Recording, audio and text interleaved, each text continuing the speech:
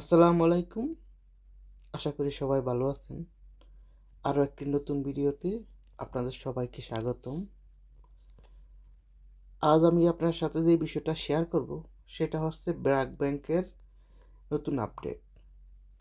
BRAC bank ইতিমধ্যেই নতুন একটা আপডেট নিয়ে আসছে, যে আপডেটের মাধ্যমে এখন আপনি যদি বিদেশেও থাকেন সেখান থেকে আপনি অ্যাকাউন্ট খুলতে পারবেন, দেশে না থাকলেও। কিন্তু আগে তো দেশের থেকে অ্যাকাউন্ট খুলতে হইতো বা ইমেলের মাধ্যমে অ্যাকাউন্ট খুলতে হইতো তাদের প্রবাসী অ্যাকাউন্টটা। তো সেটা কিভাবে করবেন সেই সম্পর্কে এই ভিডিও। তাহলে চলুন শুরু করি।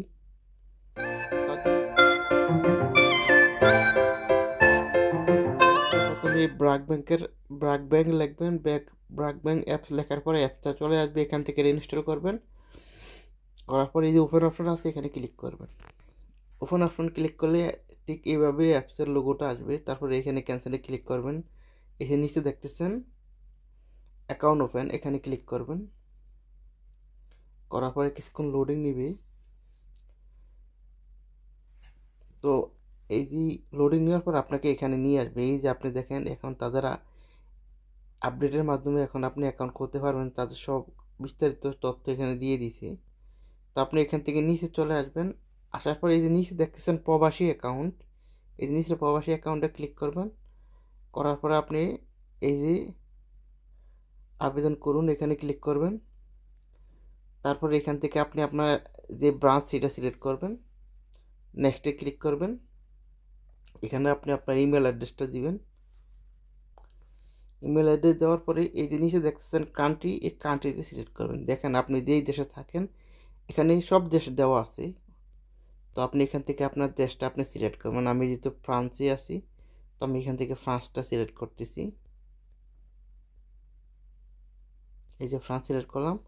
তারপর এখানে আপনি আপনার ফোন নাম্বার যে দেশে থাকেন সে দেশের ফোন নাম্বার দিয়ে দিবেন। তো এই যে আমি আমার ফোন নাম্বার দেওয়ার পরে যখন নেক্সটে ক্লিক করবেন তখন আপনার এই যে ইমেলে আপনাকে একটা কোড পাঠাবে, এই যে আমার ইমেলে পাঠাবে, কিন্তু আপনার নাম্বারে কিন্তু আসবে না কোডটা। তো এই যে আমাকে কোডটা পাঠাইছে, আমি এই কোডটা এখান থেকে নিলাম, নিয়ে কপি করে আমি এখানে দিয়ে দিব এই যে সসংখ্যার ঘরে।